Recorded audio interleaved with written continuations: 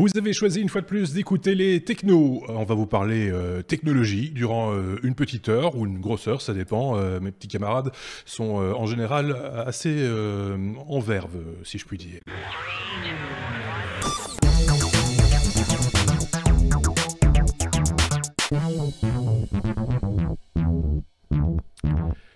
Épisode 189, il s'est passé plein de choses niveau technologie cette semaine, en tout cas on le suppose.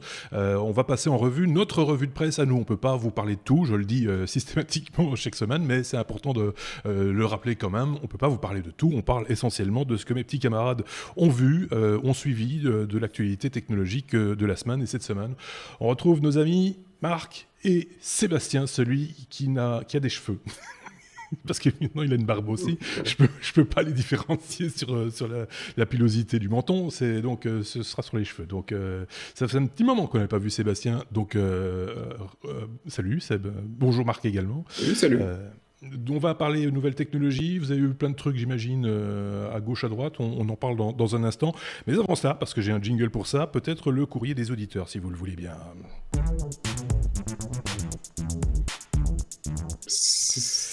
Pas mal, hein, ça. C'était le même jingle.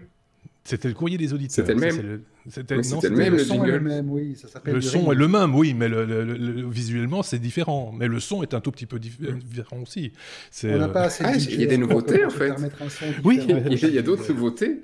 Tu as même une table derrière et tout avec des gens. Il vient de comprendre.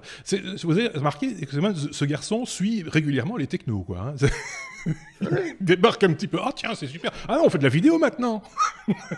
Il y a un décor derrière. Qu'est-ce que c'est? Pour l'instant, il y a un décor derrière, ça va pas durer. Enfin, soit, passons. Courrier des auditeurs, on a eu du courrier, Marc l'avait remarqué, me l'avait fait remarquer. La Poste n'a pas fait grève. La Poste n'a pas fait grève, en tout cas pas pour ce courrier-là, heureusement d'ailleurs. Concernant Synology, hein, sur un vieux hors-série, mais qui est régulièrement visité, mais il fait encore beaucoup de vues et beaucoup d'écoutes, ce hors-série concernant le monde Synology et les NAS de manière générale. Quelqu'un nous a posé une question, c'est vrai que la gamme s'est étoffée, a été modifiée, il y a plein de choses qui ont changé chez Synology, peut-être des choses qui ont été dites à l'époque dans ce hors-série qui sont moins vraies aujourd'hui ou différentes. En tout cas, il y avait des questions concernant la gamme et l'étendue de la gamme. Je sais que Xavier a commencé à répondre sur... je vois les doigts qui se lèvent. Xavier a commencé à répondre en commentaire donc sur YouTube, mais on peut en dire quelques mots également. Alors le premier qui a levé le doigt, je pense que c'est Seb. Donc Seb d'abord. Voilà. Honneur à ceux qui ne sont pas venus depuis longtemps. Voilà, exactement. Mais non, mais j'ai pas grand-chose à dire, sauf qu'on a fait un deuxième hors-série avec Xavier et moi, justement, il y a quelques semaines, avec toutes les nouveautés Synology, y compris les nouveautés de la gamme. Voilà. C'est pas faux, effectivement. Mais bon, apparemment, quand on va sur le site, et c'est vrai qu'il y a quantité, hein, sérieusement. Il y a plein de choses. Oui, il y avait le bonus, mais on n'a pas parlé de tout, manifestement, parce qu'il y a beaucoup de choses sur le site de Synology, beaucoup de modèles différents. Moi, j'ai chaque fois, je sais pas pourquoi, une publicité qui me tombe sur le nez un 12B. Je sais pas très bien ce que je pourrais faire avec un 12B, mais bon, voilà. Ce sont des choses qui arrivent. Il y a plein de choix, et comme le dit Xavier en commentaire sous la vidéo, il faut être un peu plus précis dans la demande parce qu'il y a un modèle à peu près pour chaque usage. Hein. Marc, je dis pas de bêtises. Mais je me demande si j'ai bien lu la question. Je crois que la question avait un sens un peu plus large, dans la mesure où le monsieur nous posait également la question de savoir comment s'y retrouver dans le fait que non seulement Synology a étoffé sa gamme de manière quand même relativement conséquente, mais sur le marché, on trouve aujourd'hui beaucoup de fabricants de NAS qui se sont lancés et qui proposent d'autres modèles. Donc, quel est l'avantage de rester chez Synology par rapport à aller chez d'autres modèles comme QNAP, Asus, etc. Ou même aller, on avait un de nos auditeurs sur le premier hors-série qui nous avait répondu « Oui, mais moi, je m'éclate avec Open Media Vault, qui existe toujours. » Et donc, voilà. Ou bien FreeNAS, il y a d'autres distributions. Si vous avez envie de mettre les mains dans le cambouis, vous pouvez y aller joyeusement. Pourquoi Synology? Ben voilà, parce qu'aujourd'hui, ça reste quand même l'écosystème le plus complet, le plus cohérent, le plus valable, le plus solide. On peut continuer les adjectifs comme ça relativement longtemps, le plus souple.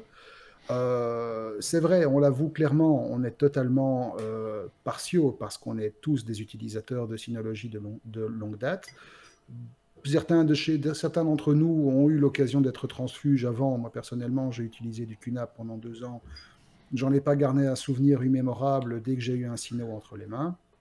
Donc voilà, l'écosystème est tellement riche, est tellement solide, et la communauté derrière est aussi tellement active que finalement, il n'y a pas moyen d'aller trouver quelque chose d'équivalent, en tout cas dans la même gamme de prix et la même gamme de puissance, que ce soit en open source ou chez d'autres concurrents.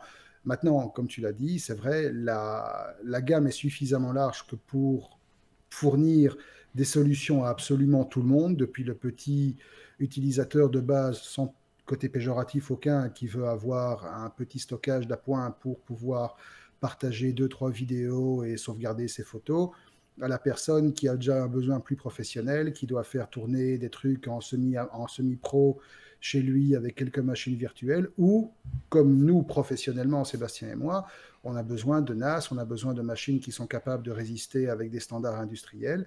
Et voilà, de nouveau, on peut monter très très haut en puissance, on peut monter très très haut, et tout ça avec un environnement logiciel qui, étonnamment, mais très simplement, reste le même. Ça reste le Synology DSM, qui est un modèle de simplicité et d'efficacité. Et voilà, c'est très difficile de trouver quelque chose de ce niveau-là aujourd'hui. Ils n'ont pas une position monopolistique pour rien. Oui, c'est ça. De toute façon, Xavier s'est engagé à répondre. Il a répondu en commentaire de cette vidéo, mais je vous renvoie quand même aussi, effectivement, Sébastien a raison, vers le bonus, où c'était un bonus. C'était un bonus. C'était le premier bonus. Oui, tout à fait. Consacré à la keynote qui avait eu lieu juste avant l'enregistrement. C'était il y a quelques semaines maintenant, voire 1 ou 2 mois. Voilà. On a eu aussi des messages concernant justement le bonus de la semaine dernière, où on vous a parlé véhicules électriques polluants ou moins polluants ou plus polluants que moteurs diesel. Il y a encore des gens, on le sent, c'est épidermique, qui sont très très accrochés aux moteurs qui fument et qui font vroom vroom. Parce que dès qu'on touche à ça devient un petit peu difficile à gérer. Nerveusement, manifestement. On va pas revenir dessus, mais je pense qu'on a là aussi répondu un petit peu à tout le monde. Il n'était pas question pour Sébastien, l'autre Sébastien, de systématiquement casser tous les arguments. C'était juste d'opposer des arguments, parce qu'il y a des arguments opposables quand on parle de pollution et quand on parle de véhicules électriques ou pas électriques.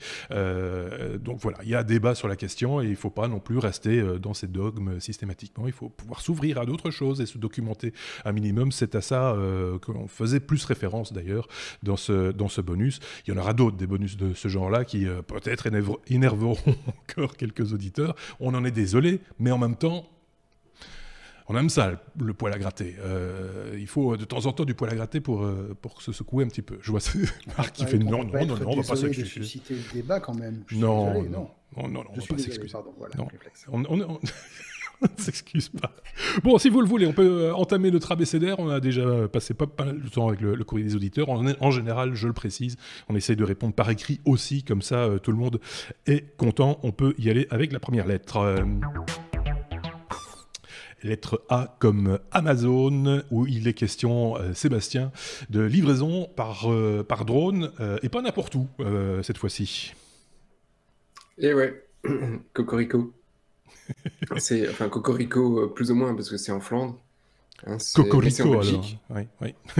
Il faut rouler le R du Cocorico. C'est Cocorico. Mais... Enfin, pour ceux qui ne connaissent pas, l'emblème de la Wallonie, c'est le coq, mais la Flandre, non. Donc, non, ça va pas être facile, quoi. Voilà. C'est le lion. Voilà. Donc vas-y, fais le bruit du lion maintenant. Miaou. Voilà. C'est un petit lion, ça. C'est un lion francophone, hein. Oui. Bah oui. Et donc, effectivement, alors, quand on en a parlé au tout début, on se disait science-fiction, Amazon, livraison de drones. On va faire ça sur la petite ferme aux États-Unis qui est à 50 km de toute vie humaine, comme ça, et ils pourront livrer le truc. Eh bien, en fait, on s'est un peu planté, c'est que Amazon va faire ses premiers tests en Belgique, en fait. Ah bah oui. Donc ils vont faire des tests à Saint-Tron dans le Limbourg. Donc c'est dans l'est de la Belgique, nord-est pour ceux qui ne situent pas du tout. La Belgique, c'est un petit truc au-dessus de la France où on mange des frites, quoi, et ça fait des podcasts et tout. Et donc ils vont tester ça dans un drone port. Donc voilà, un petit truc où ils vont mettre des bureaux et essayer de faire leur livraison, et qui commence ça pas dans des millions d'années, ils commencent ça le mois prochain, donc ici cette année déjà, en décembre. Et il y a toute une série d'entreprises qui vont se lier à ça, y compris des entreprises belges comme Belgocontrol. Tu vois, c'est donc ceux qui gèrent l'espace aérien en Belgique. Mais aussi Proximus, notre opérateur téléphonique national, le port d'Anvers et Elia. Et alors, c'est pas tout. Ils commencent donc avec la livraison, un test, parce qu'ils vont certainement mettre des employés d'Amazon qui vont aller de l'autre côté du building et ils vont recevoir leur paquet. Mais quand tout ça, ce sera opérationnel, ils vont essayer des tests en milieu urbain à Anvers l'année prochaine. Donc Anvers, là, c'est plutôt le nord-centre du pays. Oui. Et donc là, c'est carrément en ville qu'ils vont faire des essais. Donc c'est vraiment assez... je suis très étonné, et étonnamment positivement étonné que c'est en Belgique qu'on va faire ce genre de test. Ça m'a étonné aussi quand j'ai vu passer l'annonce. Ceci étant dit, les infrastructures, le drone port dont tu parles, c'est quand même un truc assez vaste, et apparemment il y a plusieurs des espaces de coworking également, il y a un incubateur de start-up, etc., lié à tout ce qui est aérien, parce que c'est un petit aérodrome en fait, c'est à Saint-Tron. Et donc je connaissais personnellement, je connaissais pas du tout. Enfin, je me suis dit, je me suis jamais beaucoup documenté sur ce sujet-là non plus, encore moins dans le nord du pays, parce que, voilà. Et finalement, c'est vrai qu'il y a tout sur place, quoi. Enfin, manifestement, c'est les équipements nécessaires entre guillemets à ce genre d'initiative. Les éléments sont réunis pour en tout cas en faire quelque chose qui va, j'allais dire tenir la route, c'est pas tout à fait le mot, mais en tout cas fonctionner. Sans doute qu'il y aurait eu moyen de trouver des coins un peu pareils quelque part en France, j'imagine, ou ailleurs en Europe d'ailleurs. Mais bon, voilà, c'est tombé sur la Belgique. Donc on va pouvoir observer ça d'un petit peu plus près, en tout cas on l'espère. Ce serait peut-être pas mal que juste après Anvers, on essaye sur Bruxelles, par exemple, pour se faire livrer des trucs. Moi j'attends des choses qui doivent être livrées, mais... vous savez, il y a quelques mouvements sociaux un petit peu partout, et donc c'est un petit peu compliqué de se faire livrer par voie terrestre. Ceci expliquerait peut-être cela. Peut-être. Pourquoi? Spécifiquement la Belgique. Le drone ne fait pas grève. Non, c'est vrai. Peu, en tout cas. C'est vrai. C'est rare. Donc, pour la Belgique, bientôt, ça porte un nom, ce service, ou pas? Finalement, je n'en sais rien. Moi, non. La livraison par drone d'Amazon en Belgique. Oui, c'est ça s'appelle comme ça, c'est tout simple à retenir. Alors, ce qui est très drôle, c'est qu'il n'y a pas de site, en tout cas pour l'instant, mais ça va changer, paraît-il. Il n'y a pas de Amazon.be. Amazon en Belgique. Non, donc c'est vraiment étonnant qu'ils s'intéressent à notre marché. Voilà. Si vous tapez Amazon.be, vous tombez sur une page par défaut d'un serveur, d'un bête serveur, quoi. Donc peut-être que quelqu'un a acheté le nom de domaine ou que c'est en attente, en stand-by. J'en sais rien. Donc voilà, affaire à suivre, comme on dit dans Amazon.be est prévu pour arriver l'année prochaine. C'est vrai? En tout cas, centre de distribution logistique. D'accord, ok. Donc, le plus proche de la Belgique, c'est Lille. Enfin, c'est dans la région de Lille, si je ne dis pas de bêtises. Mais là, ce serait vraiment en Belgique. Donc, ce ne serait pas impossible. Amazon.be. Pardon. Oui, vas-y. Oui, je dis Amazon.be, aujourd'hui, c'est une société d'assurance. Ah, voilà. Donc, ça a encore changé.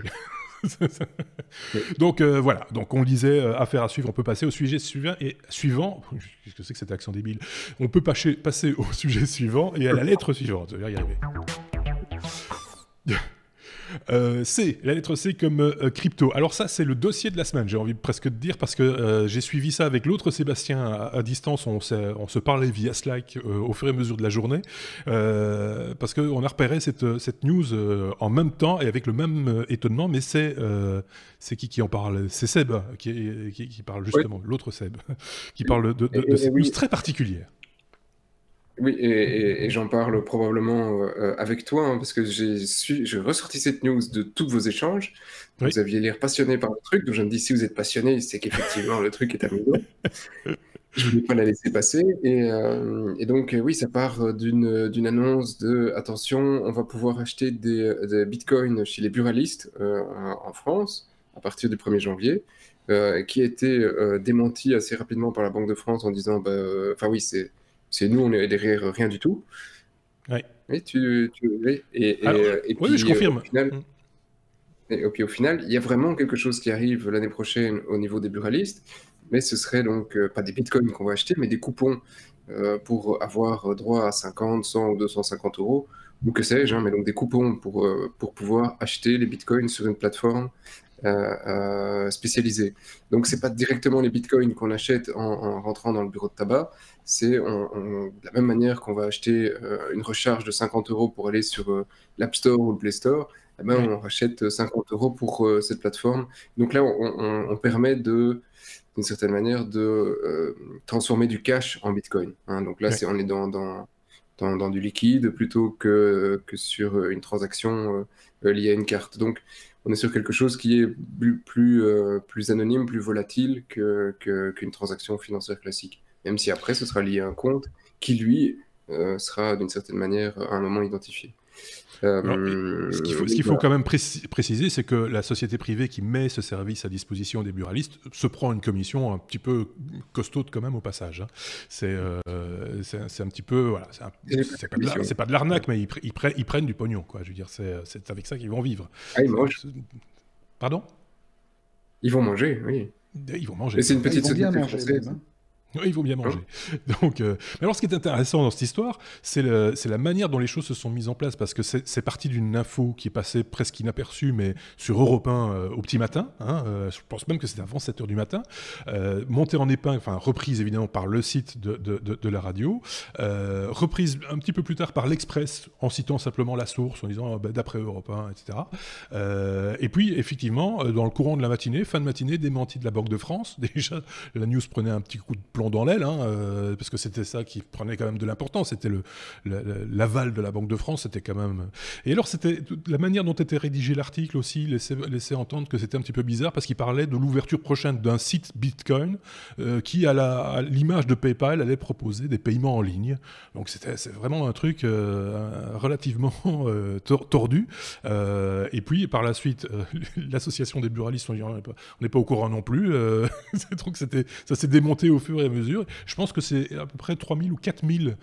C'est une association particulière, hein, qui joue le jeu. 3000 ou 4000 buralistes sur la France, ce qui n'est pas énorme non plus à l'échelle de la France, je pense. Hein. Donc, mais bon, voilà. C'était un peu la news de la semaine qui nous a fait tous un peu... sursauter, en tout cas ceux qui s'intéressent de près ou de loin aux crypto-monnaies et au Bitcoin en particulier. Et bien souvent, quand on a une news qui traite de Bitcoin, comme on l'échange entre nous, entre chroniqueurs, durant la semaine, le premier à réagir au quart de tour, évidemment, c'est notre ami Sébastien, qui s'empresse évidemment de croiser l'information et d'essayer de trouver, de sortir le bon grain de livret, comme on dit. Est-ce que Marc avait un truc à rajouter sur ce sujet ? J'ai suivi le truc de loin. Je dois t'avouer que j'ai pas vraiment plongé dedans. Maintenant, moi, ça m'évoque quand même deux choses. Premièrement, point de vue timing, c'est quand même un peu curieux que ce genre d'initiative se produise maintenant, alors que le Bitcoin est descendu sous son cours historique le plus bas. On est descendu en dessous des 5000 $. Autrement dit, de l'avis des experts, le Bitcoin est en train de s'exploser comme une bouse. Et puis, je sais pas, mais la manière dont le truc a été amené, ça sent méchamment le gros scam qui tâche fort et qui va finir, je sais pas moi, en arnaque collective d'ici quelques mois. Ça va décrédibiliser, j'y mets des guillemets ou des parenthèses, ou ça va peut-être. Ça va peut-être, mais disons que là, comme ça, à chaud, ça inspire pas confiance. C'est ça, c'est ce que j'ai vu aussi sur les réseaux sociaux. Je te donne la parole dans 2 secondes, Seb, mais c'est quand on regardait un petit peu comment les gens réagissaient, parce qu'évidemment en croisant l'information, forcément ça passe par Twitter, ça passe par Facebook pour voir un petit peu quelles sont les tendances et ce que les gens disent. C'était ça, c'est une arnaque. C'est clairement, là maintenant on est sûr, hein, cette histoire de Bitcoin, c'est une arnaque. Voilà, ça n'aide pas évidemment, Seb. Oui, ouais, moi je serais un petit peu plus dubitatif. Faire un peu moins, comment dire, sévère sur le truc. Aujourd'hui, vous qui nous écoutez et nous ici, on sait ce que c'est un Bitcoin, on sait d'une certaine manière comment ouvrir un compte. C'est pas difficile. Tu ouvres ton compte sur l'une ou l'autre plateforme, tu fais un virement de liquide et puis après tu vas faire ton échange, etc. Va demander ça à monsieur tout le monde dans la rue, qui comprend pas grand-chose à l'informatique et on lui dit depuis des années, tu devrais acheter des bitcoins. Le mec, il se dit, j'ai peut-être envie de mettre 50 balles dans un bitcoin pour au moins en avoir un à mettre sous le sapin. Il il sait pas quoi, tu vois. Il sait comment tu veux qu'il fasse aujourd'hui. Et il va devoir demander à un copain informaticien pour qu'il lui explique où créer un compte. C'est pas aussi trivial que d'ouvrir un compte en On est banque d'accord. et d'aller mettre 50 balles dessus. Donc, je pense que d'un point de vue grand public, peut-être qu'on est un peu dur en disant ouais, non, c'est une arnaque. Non, je pense que c'est Non, quelque chose dont le grand public a besoin. Mais Ouais. après, peut-être que c'est une arnaque derrière, peut-être que la société est pas top, etc. Mais ce genre d'initiative, on en aura besoin à un moment si tu veux que ce soit grand public. Je me permets juste un truc. On n'a pas dit que c'était une arnaque. On a dit que les gens pensent que c'est une arnaque. Et peut-être que c'en est une. Mais ce n'est pas rassurant. J'irais même plus loin. Le fait de mettre le Bitcoin à la disposition, les monnaies décentralisées de manière générale, à la disposition du grand public et de leur favoriser l'accès à ce genre d'instruments financiers, c'est quelque chose qui est hautement souhaitable. Mais la manière de faire dans ce contexte précis, ça pue le scam à plein nez, quoi. C'est un peu... Le principe, lui, est tout à fait louable. Le principe est louable. Le problème, c'est qu'il n'y a pas d'explication derrière du fonctionnement. Enfin voilà, il n'y a pas un travail de. La possibilité de le faire. On n'a pas compris tes premiers mots parce que tu m'as passé dessus. Est-ce qu'on a Est-ce qu'on a laissé le temps à cette société d'expliquer ce qu'ils voulaient faire? Parce que Europe 1 a sorti un papier et ça s'est enflammé. Oui, ils ont sorti un papier déjà d'une imprécision crasse, soyons clairs. Ils n'ont pas été au bout parce que c'est pas leur, peut-être, ils considèrent que c'est pas leur rôle non plus, parce qu'ils sont grand public, de rentrer dans les détails plus techniques, etc. C'est peut-être notre rôle, hein, ou d'autres sites, des sites spécialisés d'en parler, mais le mettre à la portée du premier venu, tenez, ça c'est des bitcoins et vous allez être millionnaire, c'est quand même un petit peu dangereux, quoi. Voilà, c'est comme il y avait eu une publicité qui circulait à un moment donné sur les réseaux sociaux, je sais plus quelle était la starlette qui était l'égérie entre guillemets d'un revendeur, un pourvoyeur de crypto-monnaies, et qui vous disait c'est très simple, vous achetez, c'est parti, machin, vous êtes riche. Mais non, il faut aller un petit peu, enfin il faut un peu réfléchir, quoi. Là pour le coup, la simplicité peut-être un petit peu un danger à certains égards, et à trop simplifier, effectivement, ça ouvre la porte à n'importe quelle arnaque, et des arnaques aux crypto-monnaies, il en existe, hein, je les invente pas, il y en a régulièrement. Oui, des arnaques dans tout, hein, c'est ça, comme il y a des arnaques au diamant où on te dit, enfin tu vois, l'arnaque n'est pas nouvelle, quel que soit le milieu. Ici, voilà, c'est la société, t'as Kepler.com, le truc a l'air pas fondamentalement dégueulasse, il t'explique comment ça fonctionne, et tu crées ton compte, et puis de là, après, tu charges ton ticket pour pouvoir mettre ton argent dessus. Je sais pas. J'ai du mal à crucifier l'initiative sans avoir pu acheter un ticket et tester le truc. Voilà, ça me semble un peu rapide. Mais bon, après, il faut... Ouais. C'est loin de ce que nous, on a besoin. Hein, voilà. Oui, c'est ça. C'est parce que tu connais le principe, le fonctionnement, etc. Mais c'est pas nécessairement... C'est pas parce que c'est sur un bout de papier que pour autant, le concept est à la portée de tout le monde. C'est un peu ça que je voulais dire en substance. Ceci étant, chacun se fera son opinion. Hein, chez vous aussi, n'hésitez pas à commenter cette news sous cette vidéo sur notre blog lestechno.be. Il y a débat sur la question, clairement. Donc, on n'a pas nécessairement toutes les réponses nécessairement. On vous a donné 3 opinions. C'est déjà pas mal. Donc, n'hésitez pas à nous communiquer la vôtre si vous le désirez. Marc avait peut-être un truc à rajouter, je le sens très... Non, pas sur ce coup-là. Non, encore une fois, je le répète, le but n'est pas de crucifier les initiatives de ce genre, pas du tout. Pour moi, elles sont souhaitables, elles sont même nécessaires, mais ça doit se faire quand même avec un certain accompagnement. Le sujet est complexe. Ouais. Pour des personnes qui n'ont pas la moindre affinité avec le monde informatique et la manière dont ces instruments fonctionnent par rapport à une monnaie classique, il y a un temps d'adaptation. Or, effectivement, présenter ça de cette sorte-là, de cette manière-là, c'est un peu la porte ouverte à tout et n'importe quoi. Et effectivement, il y a des gens qui vont aller mettre 50 € et partir avec un coupon et qui vont s'imaginer qu'ils ont 50 bitcoins. Ouais. Il y a des gens qui sont pas capables de savoir... Surtout, mais ça, c'est pas de la faute de cette société. Cette société, elle met juste un moyen de... Non, mais la société a aussi un devoir d'information. C'est pour ça. On va leur donner le bénéfice du doute. Sur le site, il y a énormément d'informations. J'y suis un moment. C'est expliqué. Et c'est une société française. C'était pas parisien. enfin, on va en rester là à un moment donné, mais excuse-moi, mais si l'intention c'est de les mettre chez les buralistes, c'est justement parce que là, il n'y a pas d'ordinateur. Tu vois ce que je veux dire? C'est en achetant tes clopes que tu vas acheter ton coupon. C'est pas en allant sur Internet et en te renseignant et en te documentant. Ça va être un achat compulsif. Et donc, ça, c'est aussi un problème dans la chaîne. C'est pas un achat totalement réfléchi, quelque part. Peut-être dans le chef de certains, oui, mais pas dans le chef de tout le monde. Allez, j'ai une dernière question, et puis j'abandonne le sujet. Tu veux acheter du Bitcoin aujourd'hui. Toi et moi, on a une carte de crédit. Je prends mon voisin, il n'a pas de carte de crédit. Comment il doit faire? Il commence à pleurer quand même. Donc ici, il a une application installée sur son téléphone, il scanne un QR code, comme il recharge sa carte prépayée. On va pas faire les snobs, Voilà. hein, soyons clairs, mais quand même, on peut légitimement se poser la question, malgré tout, et voilà, c'est déjà bien de se poser la question, comme on l'a dit précédemment. On va le dire à chaque fois maintenant. Posez-vous des bonnes questions, réfléchissez à 2 fois. Ah, chouette, ça c'est toujours un chouette moment. On va parler d'Europe. Alors, Google aurait triché. Google a triché. Ah, Google a triché. C'est encore mieux. C'est ça qui a été prouvé. Enfin, ça a été prouvé. C'est en cours d'établissement de preuves. C'est en cours d'établissement de preuves. En fait, oui, Google apparemment n'a pas trop digéré de...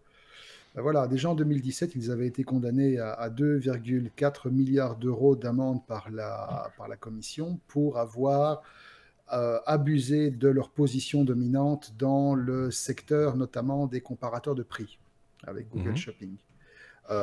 Donc, ils s'étaient vus infliger une bonne grosse amende qui fait bien mal par où elle passe. Et donc, la commission reprochait à Google essentiellement quoi? De mettre en avant son propre service de comparaison de prix au profit des comparateurs concurrents, au détriment des comparateurs concurrents qui, eux, étaient relégués loin dans le classement. Donc les petits comparateurs indépendants, voire les sociétés un peu plus établies, se retrouvaient sans quasi aucune chance d'avoir un impact réel lors des recherches, vu qu'on sait tous que, syndrome de la première page, les gens vont rarement plus loin que la page numéro 1 quand ils font des recherches sur Google. Et donc, lorsque la commission lui a dit c'est pas bien, avec la grosse amende à la clé, Google a dit pardon, je le ferai plus, et Google a fait amende honorable et s'est engagé à ne plus le faire. Sauf que la manière dont ils sont matérialisé cet engagement de ne plus le faire a pris une tournure assez amusante, dans la mesure où la commissaire européenne à la concurrence a travaillé avec une chaîne de télé britannique, conjointement avec une chaîne de télé britannique qui a réalisé une analyse et un reportage une enquête plutôt sur la pratique, et qui s'est rendu compte que Google, effectivement, a triché, dans la mesure où il est passé par des agences de pub, qu'il a incité à créer des dizaines de faux sites, des faux comparateurs rivaux, et donc, autrement dit, se positionnant toujours, lui, à l'entrée de gamme, à l'entrée de liste, les faux comparateurs suivant et remplissant le reste, ce qui fait que malgré l'obligation de non-filtrage, les vrais comparateurs, eux, se retrouvent toujours loin derrière. Donc voilà, Google n'a pas voulu commenter ou infirmer ou confirmer. De toute façon, ils en sont déjà toujours à digérer leur autre grosse amende de 4,3 milliards qui viennent de se ramasser en juillet 2018, cette fois-ci pour abus de position dominante sur Android. On se rappelle déjà que suite à ça, quand même, ils avaient répondu, puisque c'est comme ça, Android, ce sera payant maintenant pour les constructeurs. Constructeurs qui ne vont pas manquer de répercuter l'augmentation du prix. C'est quelques cents, c'est quelques euros parfois sur les acheteurs. Donc, l'un dans l'autre, voilà, Google n'a pas fini de dire au monde, désolé, mais... Oui, c'est ça. Enfin, ils ont tous les autres. Ils ont tout. Comme il est arrivé, on va plus pouvoir. Ils vont plus nous monétiser. Non, mais avec l'article 13, de toute façon, c'est un geste qui est copyrighté quelque part. Oh là, on va y revenir à l'article 13. Attention, il y a des choses à dire à ce sujet. Bon, voilà, ils ont les outils. Ils ont les outils pour. Voilà, ils s'en servent. Que dire de plus, c'est un peu affligeant, je trouve. C'est un peu dommage. Enfin, c'est même très dommage. Disons que quand tu sais d'où vient Google et quand tu sais que leur motto avait toujours été « Don't be evil », ça fait quand même vachement ricaner. Ouais, c'est plus le cas. Depuis un petit temps, Ils n'aurent pas le mur. Hein. Non. Voilà. Bon, ben, on en reparlera de Google dans cet épisode. Il y a de fortes chances. Ouais. Allez, on est à la lettre F comme Facebook. Il y a plusieurs choses à dire à ce sujet. On va parler de Facebook à qui on réclame de plus en plus des comptes. C'est qui en parle? C'est Marc. Ouais, c'est Marc qui parle de ça. Et alors, il s'est encore passé des choses, quoi. Il s'est encore passé des choses. Alors, bon, tout ça découle évidemment du fameux scandale Cambridge Analytica qui a fait déjà couler beaucoup d'encre, beaucoup trop, même certains diraient. Suite à cette histoire, on se rappelle, Zuckerberg avait été amené à devoir témoigner devant le Congrès américain, il avait été obligé de se présenter devant la Commission européenne. Sa prestation était loin d'avoir convaincu beaucoup de monde, surtout la manière dont les réponses avaient été fournies après. Mais suite à ça, il y a des parlements nationaux qui ont commencé à demander à Zuckerberg de se présenter devant eux pour justifier un peu la manière dont l'entreprise qu'il chapeaute traite les données des ressortissants incriminés. Et ça avait commencé par le Canada et le Royaume-Uni, qui tous les deux avaient officiellement adressé une invitation au patron de Facebook de venir s'exprimer dans leur cénacle et de justifier la manière dont il faisait absolument tout ce qui était en son pouvoir pour que les petites données des utilisateurs de Facebook soient traitées de la manière la plus efficace possible, surtout avec RGPD, tout ça. Le problème, c'est que Facebook étant ce qu'il est et demandant probablement beaucoup plus d'énergie qu'une boîte normale, Zuckerberg avait dit « Désolé, j'ai pas le temps ». Et donc, voilà.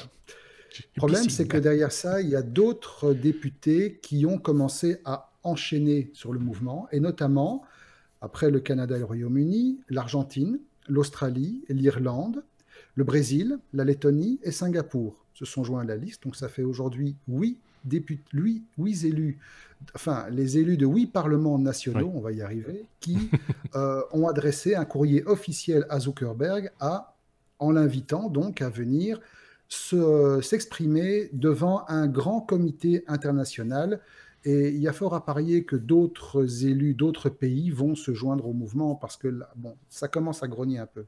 Et alors, ce qui est assez amusant, c'est que dans la lettre officielle qui a été adressée au patron de Facebook, ce comité international, en tout cas les représentants de ce comité international, lui ont proposé, puisque son emploi du temps est très chargé et que le pauvre monsieur n'a pas le temps de répondre à toutes les questions qu'on lui pose, de faire ça par visioconférence. Et il n'a pas encore confirmé, il n'a pas encore infirmé non plus. Mais voilà, donc toujours est-il que clairement, les gens veulent de plus en plus d'explications, veulent de plus en plus de garanties que leurs données sont traitées convenablement. Et quand on sait qu'il y a quand même maintenant de plus en plus de voix qui s'élèvent pour que Zuckerberg fasse un pas de côté, en tout cas qu'il prenne des distances avec la gestion de Facebook comme il l'assure aujourd'hui, 2019 risque d'être une année intéressante pour lui. Oui, pour lui, pour plein de boîtes, quelque part. Et ce ne serait pas étonnant, effectivement, qu'on trouve... Oui, j'ai vu. Ce ne serait pas étonnant qu'on trouve quelqu'un qui soit meilleur communicant que lui, parce que c'est vrai que, voilà, ça commence à bien faire, quoi. C'est un peu compliqué. Je crois qu'il commence à avoir atteint ses limites en matière de... diplomatie. On va appeler ça comme ça. C'est ça. Parce que le type, en fait, fondamentalement, voilà, sa boîte, c'est sa boîte, il la porte. Nous, on a une accroche sympathique avec lui. Le type est un entrepreneur, il fait sa boîte, mais tu n'as pas forcément toutes les capacités pour arrondir les angles. Et lui, il est plutôt brut de décoffrage à ce niveau-là. Et brut de décoffrage, c'est pas le roi du lobbying non plus. Pour plein de raisons, il mériterait peut-être effectivement de faire un pas de côté ou de partager peut-être la communication avec quelqu'un de plus à même de réaliser policé. Ça. Voilà, de plus policé peut-être. Voilà. Sébastien avait fait un... Oui, je vais faire un petit... J'ai quand même un truc. Alors, Toto, non, je me réveille. Il y a quand même un truc qui est intéressant dans la news, plus qu'un truc, mais il y a un autre point que vous n'avez pas relevé, c'est que au fur et à mesure des derniers mois ici, je ne sais pas si vous vous rendez compte, mais Facebook est presque considéré comme une entité... un État, comme un État. Un État, comme un État. Il est invité comme un État. il est invité comme un chef d'État et on lui parle comme un chef d'État et il vient rendre des comptes devant une somme de chefs d'État comme si on invitait, tu vois, genre l'Iran pour dire tu as encore fait du nucléaire, c'est pas bien. Et l'Iran dit bah oui, je m'en fous, tu vois. Et c'est un peu ça, tu vois, comme quelqu'un qui a au final un pouvoir qui est presque égalitaire à certains États. Donc c'est Mais vraiment en même temps, c'est assez intéressant de voir ça. en même temps, Facebook, c'est combien d'habitants? Tu Oui, vois, virtuellement, oui, mais voilà, il peut mettre le monde à feu et à sang, tu vois, donc il a oui, un certain pouvoir que les États craignent. C'est vraiment c'est impressionnant. après Cambridge Analytica, depuis Cambridge Analytica, on prête quand même à Facebook des vertus de pouvoir créer des hommes d'État dans des pays là, bien physique, bien réel. Donc voilà, et puis il y a aussi ce côté un petit peu fan d'eux. Hein. J'ai l'impression aussi, quand par exemple il était venu à la Commission européenne, que certains étaient très fiers de pouvoir être pris en photo avec Mark Zuckerberg, quoi. Hein, et il y avait un petit côté fashionista aussi, quoi. Facebook, dans l'imaginaire collectif, effectivement, Facebook est une entreprise très importante. Maintenant, gardons un peu les pieds sur terre. Même si la capitalisation boursière de la boîte est plus que conséquente et que son influence reste effectivement très conséquente aussi, financièrement et d'un point de vue impact économique, Facebook n'est pas encore Apple, Facebook n'est pas encore Alphabet, Facebook n'est pas Amazon. Et Facebook reste aussi plus que les autres boîtes, Facebook reste aussi le terrain de jeu favori de tous les complotistes. Facebook, on lui prête absolument tout et n'importe quoi. La dernière tendance pour l'instant en matière de théorie du complot, c'est que les gilets jaunes sont pilotés par Facebook. Voilà, ça dit tout. Ouais, mais ça, j'ai envie de dire, c'est gilets jaunes et jaunes gilets. Tous ces gens-là. Ouais, elle était facile. Ouais, elle était facile. Seb. Je suis désolé, mais tu prends Facebook et tu dis il n'y a pas le pouvoir d'Apple. Apple, demain, dit pendant 6 mois, je ne livre pas d'iPad en Belgique. Bon, c'est pas grave, hein, on va se démerder, quoi. Demain, Facebook dit je ferme pendant les 6 prochains mois ma plateforme en Belgique. Le pays est à feu et à sang. Hein. Il y a plein de gens qui vont récupérer une vie. Oui, il y a des gens qui vont peut-être récupérer une vie. C'est une révolution, hein. Ouais. Oui, c'est clair. Oui, non, je pense que c'est... Alors, essayons de... Je fais juste une petite parenthèse, mais essayons de ne pas parler en même temps que Sébastien, qui manifestement, dès qu'on parle en même temps que lui, ou que lui parle en même temps que nous, on ne le comprend plus. Donc, on va essayer d'être plus discipliné. Ouais. Donc voilà, mais non, c'est pas toi, c'est purement technique, donc voilà, c'est des choses qui arrivent de temps en temps, mais on comprend tout, hein, mais c'est juste que c'est des fois un petit peu en décalage. Donc non, mais je suis d'accord avec les deux, moi, avec Sébastien comme avec Marc. C'est vrai que quelque part, c'est rentré tellement dans les habitudes des gens, et malheureusement, je serais tenté de dire, parce qu'il y a énormément de gens qui ne voient Internet que par le prisme Facebook. Hein. C'est devenu Internet Facebook pour certains. C'est triste à dire, mais ça fait partie de certaines... Comme Google avant, quoi. Comme Google avant, quoique Google offrait quand même une fenêtre sur le monde, parce que le moteur de recherche Google te permettait d'aller ailleurs aussi. Donc ici, justement, c'est tout le contraire. On essaie de garder les gens à l'intérieur de Facebook. Donc voilà, ça c'est clair que si demain on vous coupe Facebook, ça va peut-être en poser problème à certains d'entre vous, peut-être pas aux plus jeunes finalement, qui sont peut-être plus accros à d'autres réseaux sociaux, ou peut-être pas dans tous les pays de la même manière. Enfin, donc voilà. Chez nous, c'est vrai que je pense qu'il y a quand même encore un fameux attachement à Facebook. Je ne sais pas ce que vous en pensez chez vous, mais n'hésitez pas à ajouter votre petite pierre à l'édifice, votre petit commentaire si vous avez envie. Il sera évidemment le bienvenu. On en a fini avec ce sujet-là, si vous le voulez bien, parce qu'il y en a un autre. On est de nouveau à la lettre F comme Facebook. Non, on ne revient pas en arrière, mais il y a plusieurs sujets Facebook aujourd'hui pour le 189e épisode. Facebook a laissé une ado de 16 ans se faire vendre en ligne. Rien que ça, moi, ça me donne froid dans le dos. Seb, je ne sais pas d'où vient cette information, parce que moi, personnellement, je suis passé complètement au travers. Mais c'est pas nécessairement le genre d'information après lesquelles on court en général. Non. Non. TechCrunch, et donc ça a été, c'est une info qui est ressortie d'une ONG Plan International, En fait, donc c'est une gamine de 16 ans qui a été vendue aux enchères par ses parents au Sud-Soudan. Donc voilà, les parents avaient annoncé le truc sur leur mur, et puis 2 semaines après, ils ont décidé d'effectivement mettre leur fille aux enchères, fille vierge hein, pour mariage, hein, qu'on s'entende bien. Hein. Et la fille a été vendue à un multimillionnaire, un homme d'affaires multimillionnaire du Sud-Soudan pour la modique somme de 530 vaches, 3 Land Cruiser V8 et $10 000. Et donc voilà, et la petite a été vendue. Alors ce qu'il faut savoir, c'est qu'effectivement, donc, ça a été annoncé 2 semaines avant. Facebook n'a pas eu le vent ou n'a pas trouvé bon de réagir. L'annonce a été publiée, l'annonce a été exécutée, hein, donc le truc a été jusqu'au bout de l'annonce. Le mec a réellement acheté, grâce à Facebook, sa nouvelle femme. Et il a fallu, à partir du moment où Facebook s'en est rendu compte, il a fallu suffisamment de temps pour que la petite ait été déjà mariée à son nouveau mari. Donc là, c'est le premier incident du genre, selon l'ONG, en disant c'est la première fois on voit qu'il y a une victime qui a été vendue comme ça sur un site sur Facebook et sur un réseau social. Et la réaction de Facebook a été assez lente, même s'ils se défendent en disant à partir du moment où nous on l'a su, il a fallu moins de 24 heures. Mais ça reste, voilà, ça reste long quand on voit parfois la manière dont ils sont capables de réagir quand il y a une photo qui déborde un peu.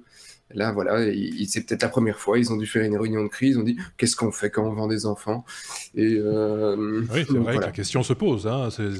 Bon, je pense qu'il faut faire une séance de brainstorming pour très vite essayer de trouver une solution, parce que c'est hallucinant, quoi. Je veux dire, c'est assez hardcore. Hein. Voilà, complètement. Oui. Donc il faut, j'ai envie d'être, là je vais être un peu pouja, mais je suis désolé, c'est la plateforme sur laquelle tous les jours nous allons communiquer avec d'autres personnes. Hein. C'est la même, c'est pas un autre Facebook, c'est le même Facebook. Je veux dire, c'est ça qui est, c'est encore plus, j'ai pas de mots très honnêtement par rapport à ce genre de news. C'est complètement fou. Là on sait plus très bien. Ce qu'il faut exiger de Facebook à un moment donné, parce que c'est quand même basique, quoi. Oui. Je suis pas radio, du coup. C'est juste... Écoute, à partir du moment où tu veux commencer à mettre en place des règles, on parlait de Facebook il y a 2 minutes. Facebook a une puissance monumentale. Cette puissance, ça demande, voilà, on connaît la règle, hein, grande puissance demande des grandes responsabilités. Je ne suis pas toujours certain que les gens qui sont derrière Facebook mesurent toute la portée des instruments qu'ils mettent à la disposition des gens. Et ce genre de phénomène, on l'a encore vu il y a quelques jours, petite news tout à fait annexe. Les utilisateurs de Tumblr, par exemple, ont été très étonnés d'apprendre que leur application n'était plus disponible sur l'App Store d'Apple pendant quelques jours. Et en fait, il s'est avéré que l'application avait été éjectée par Apple manu militari au moment où ils se sont rendus compte que certains Tumblr véhiculaient des images pornographiques. Apple a des outils qui permettent de détecter ce genre de choses, parce qu'Apple a déjà été confronté à un historique d'applications pourries qui servent à véhiculer des choses qui ne sont pas toujours convenables. Apple a des standards extrêmement stricts en ce qui concerne ce genre de choses, parfois même plus stricts que ceux que Facebook. Et donc, ils ont une aptitude à réagir qui est beaucoup plus rapide, qui est beaucoup plus efficace. Facebook apprend encore. Facebook a mis des règles qui sont parfois totalement débiles, style voir une poitrine de femme dénudée sur une œuvre d'art, c'est une infraction. On ne comprend toujours pas pourquoi. Bon, après qu'on nous mette un tableau comme l'origine du monde de Courbet en photo de couverture, je comprends que certains, ça peut les choquer. Question de culture aussi. Hein. Il faut une Vénus de Milo, une Vénus de Milo s'est déjà retrouvée censurée parce qu'elle avait les seins à l'air. Désolé, c'est ça qu'il faut dire.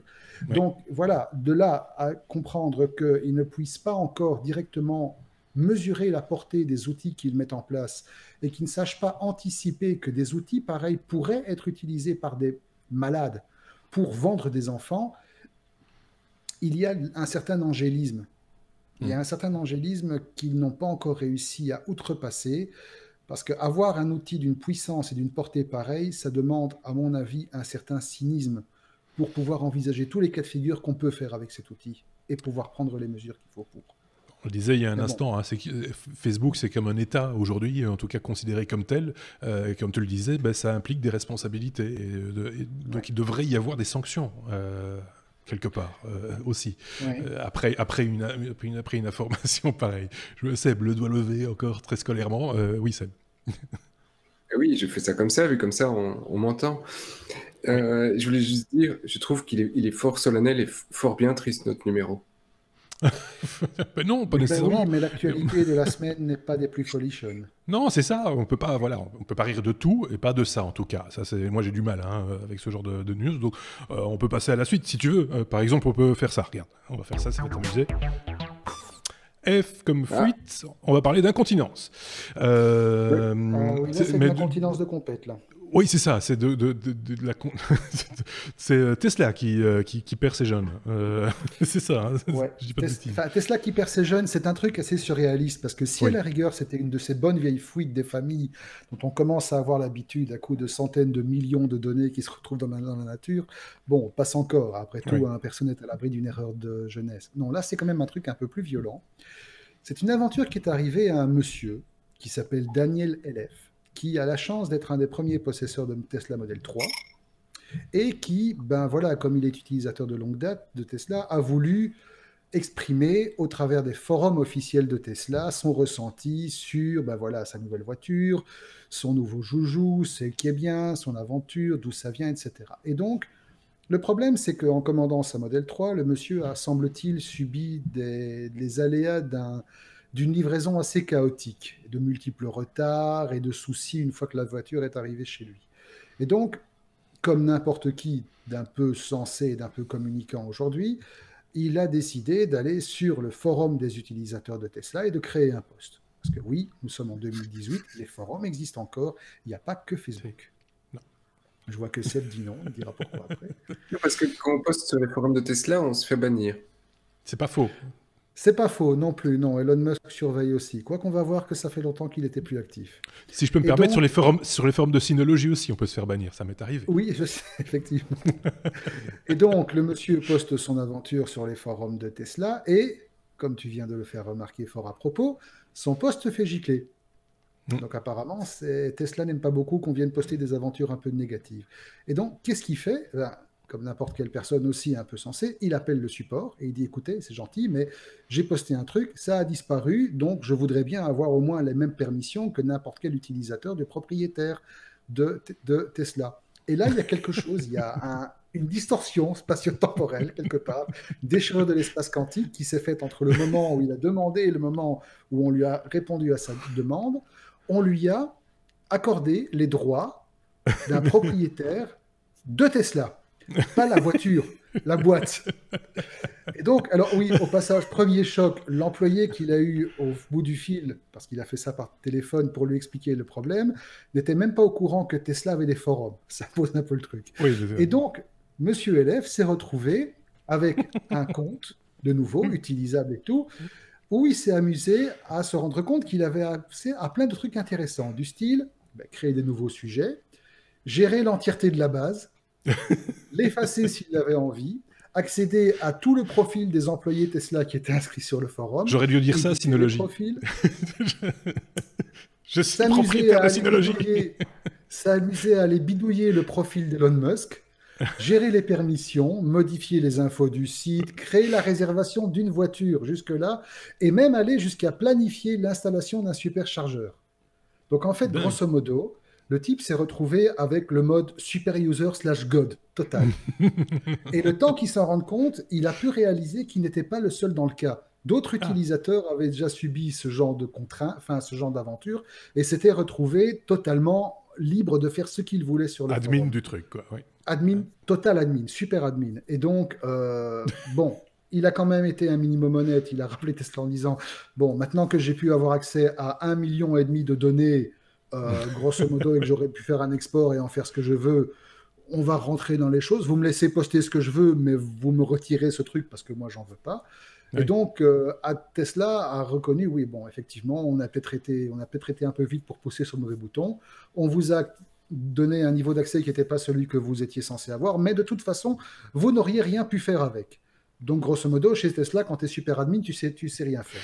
Ce qui est fou, c'est voilà, ça veut dire aussi que les types qui sont au helpdesk ont eux aussi un accès super admin, puisqu'ils ont la possibilité de donner ces droits à quelqu'un. Créer des super admin. Non, ce qui est surtout inquiétant, c'est que ces mecs semblent être des billes totales, quoi.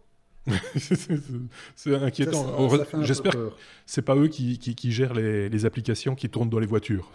Parce que je pense pas, non. Parce que celles-là, elles ont l'air quand même vachement efficaces. Ouais, donc voilà. Ce qu'on n'a pas en efficacité de l'un côté, on l'a peut-être plus de l'autre. Enfin, ça pose plein de questions, quoi, sur la gestion client, sur le support, Maintenant, etc. On vous rassure, si vous venez vous plaindre des technos sur le forum informaticien, on vous mettra pas super. C'est ça. N'ayez crainte, on ne vous donnera aucun droit. D'ailleurs, on n'en a déjà pas nous-mêmes. La lettre G comme Google. On avait dit qu'on reparlerait de Google. Alors, c'est drôle, c'est Google qui menace de fermer Google News en Europe. C'est là qu'on va parler du fameux article 11, pour le coup. D'abord, l'article 11. Ouais, c'est ça. D'abord, l'article 11. De quoi s'agit-il ? On ne va pas parler que de l'article 11, on va aussi parler d'un autre article. Mais commençons par le 11. Alors, l'article 11, vous savez que l'Europe évolue en permanence. Évolue con. Oui, non, évolue. Oui, c'est pas toujours dans le bon sens, mais bon. Donc, l'article 11 fait partie de tout un paquet de réglementations que l'Europe veut mettre en place et qui vise notamment à suivre une stratégie globale qui s'axe sur 4 grands principes. La cybersécurité, les droits d'auteur, la connexion à haut débit et l'intelligence artificielle. Ça, ce sont les 4 axes que l'Europe veut suivre en matière de numérique pour les années qui viennent. Et il y a donc toute une série d'articles qu'ils sont en train d'adopter, qu'ils sont en train de mettre en place, qui seront par après déclinés comme d'habitude en loi locale, nationale. Et il y a 2 articles qui posent problème. Celui qui nous intéresse ici directement, c'est l'article 11, qui est un article qui prône l'instauration d'un droit voisin, c'est-à-dire un droit de créance sur les republications d'articles qui sont la propriété d'un journal, d'un auteur identifié. Donc, autrement dit, les personnes qui prennent des liens qui pointent vers ces articles et qui les mettent à disposition d'autres seraient, selon les termes de cet article, susceptibles de devoir payer une redevance à partir du moment où il est prouvé qu'eux-mêmes en font un commerce, c'est-à-dire qu'ils en tirent un revenu, direct ou indirect.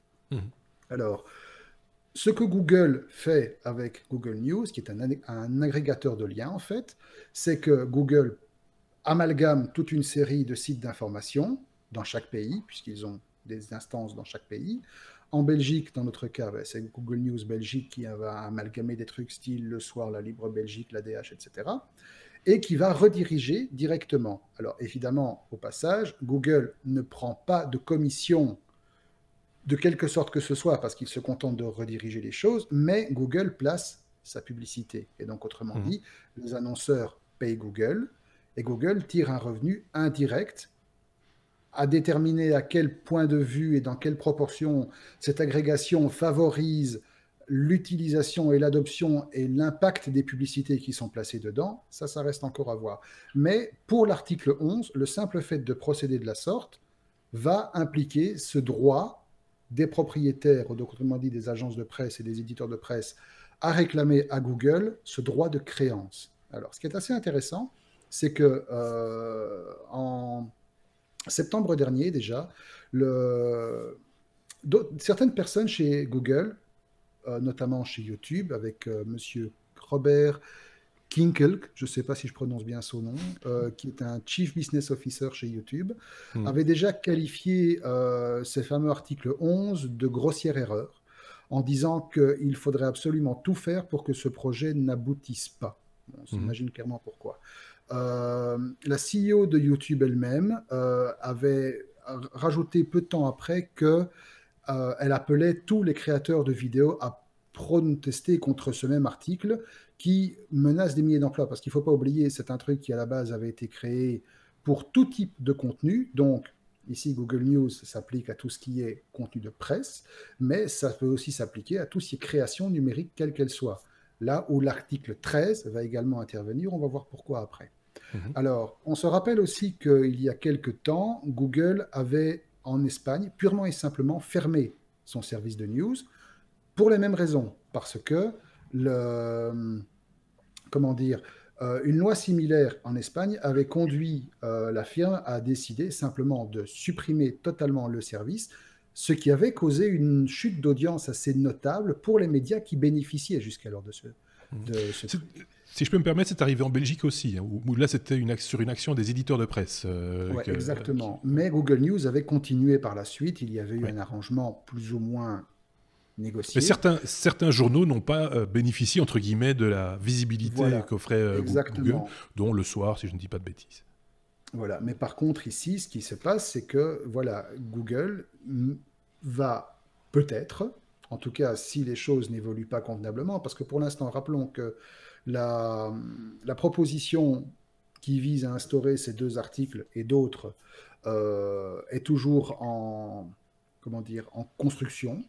Le Parlement européen va devoir se prononcer en janvier à propos des dispositions propres à ces 2 articles et qui vont devoir après être votées.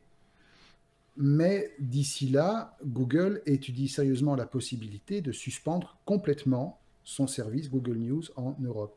Et donc, de ce fait, va probablement, directement ou indirectement, créer une baisse de fréquentation de certains sites de news dont, jusqu'aujourd'hui, le contenu était probablement principalement agrégé via Google News. Et encore une fois, c'est quelque chose qui est également en train de se passer tout doucement avec d'autres outils comme Facebook, on y revient encore une fois, qui se pose de plus en plus comme un agrégateur de news parce qu'on choisit les sources qui nous intéressent et finalement, on ne va plus forcément voir les infos. En plus, on a cette tendance à toujours vouloir se limiter à lire les titres et les grands en-tête, et en se considérant que ça nous suffit pour être informé sur le monde. Et là-dessus, on est tous égaux. Hein. Enfin, je veux dire, ça m'arrive moi aussi, je le dis en toute humilité, de temps en temps, pas réagir spontanément, ne pas répondre ou quoi que ce soit à une attaque ou autre, mais simplement sur un titre, d'avoir une réaction un peu abrupte parce que voilà, mais en même temps ces titres sont faits aussi pour parce qu'ils se servent aussi de cet aspect-là de créer du clic, quoi, donc d'essayer d'aller plus loin, mais et souvent on voit que l'article qui est derrière dément le titre par exemple, ce qui est pas toujours très très simple à suivre. Putaclic. Oui, c'est du putaclic, c'est ça, ouais. exactement. Oui, tout à fait. Donc voilà, donc c'est marrant, enfin c'est marrant, non, c'est pas marrant, c'est compliqué pour la presse aujourd'hui d'arriver à s'en sortir, parce que d'un côté on sent bien qu'il y a des problèmes de peuplette, hein, simplement de financement de la presse, et que tout le monde a besoin d'un peu tout le monde, de tous les opérateurs, et ça crée comme ça des distensions un peu particulière, on se demande vers quoi ça va aller, quoi. Comment on va sortir de ça. Disons que l'article 11 pose clairement un problème dans sa version actuelle à des agrégateurs comme Google ou à d'autres. Hein. Google n'est pas le seul. Mais Google ce sont les gros qui sont concernés, c'est-à-dire que le petit blogueur ou nous, par exemple, quand on met quelques liens de référence en bas d'articles, etc., normalement, on ne va pas nous demander des sous à nous pour ça, ce genre de choses. Normalement, il faudra voir quelles seront les dispositions précises de la loi quand elle sera, si elle est un jour transposée en loi nationale. C'est à ce moment-là qu'on devra commencer à s'inquiéter.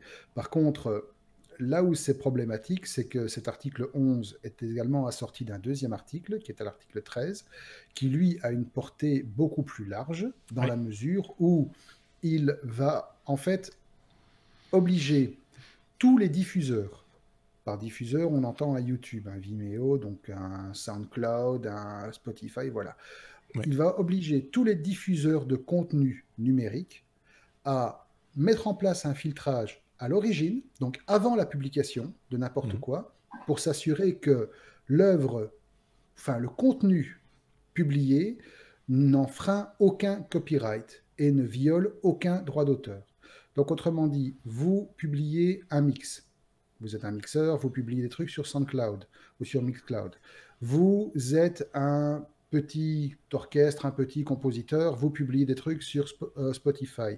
Vous êtes un podcast, comme nous, par exemple. Et de temps en temps, ben voilà, vous parlez de certaines choses, vous reprenez des phrases d'articles que vous avez lus pour les mettre en contexte et pour les commenter. Vous êtes un YouTuber, vous êtes un vidéaste, vous êtes un créateur de contenu, au sens large. C'est-à-dire des gens qui, aujourd'hui, en font un métier ou qui en font un revenu d'appoint.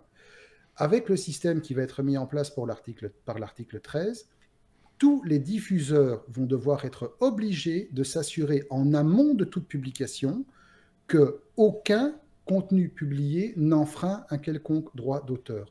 Autrement dit, on va demander à tous ces gens de mettre en place des machines de guerre d'une puissance hallucinante pour pouvoir s'assurer qu'aucune infraction ne sera commise. Parce que si infraction il y a, le texte de l'article prévoit des pénalités qui sont juste monstrueuses dans le cas où la réaction du diffuseur n'est pas immédiate.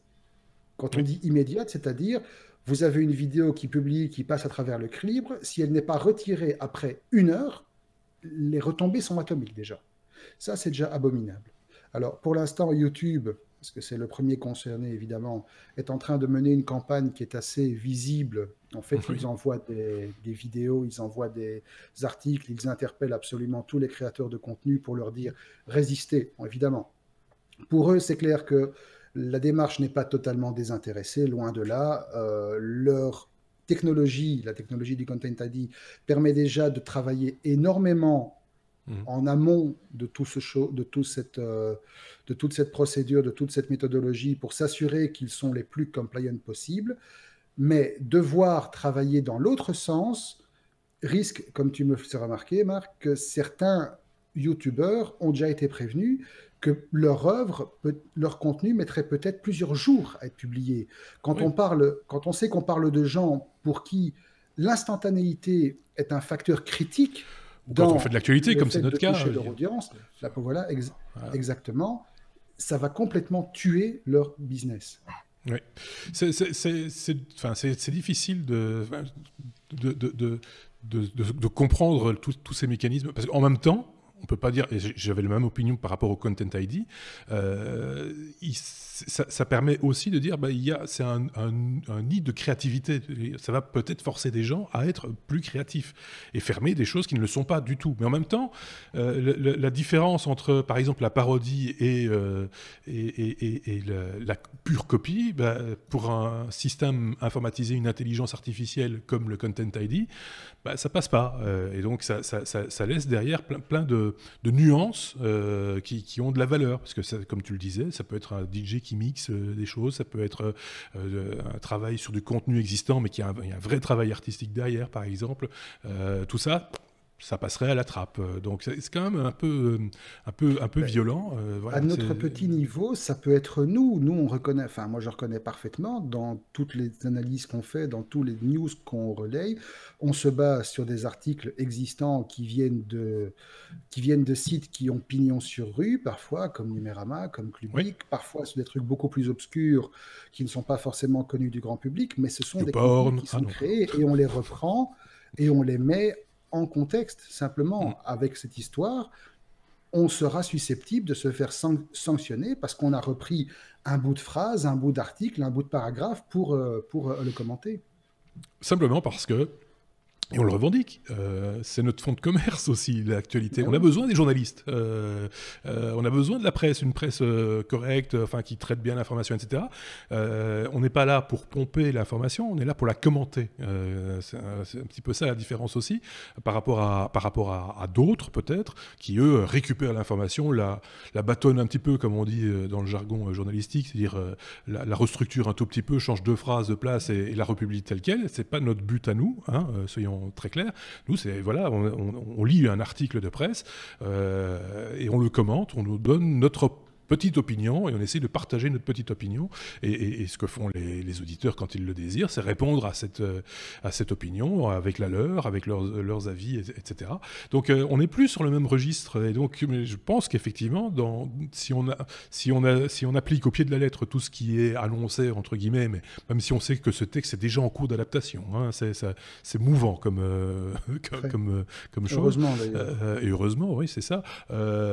Ça voudrait dire que demain, on peut arrêter de commenter publiquement un article de presse, quoi. En gros, ça se limite à ça. Et donc là, c'est la liberté qui est un petit peu entachée. Enfin, je sais pas ce qu'en pense Sébastien, qui est un regard noir. Oui, c'est ça.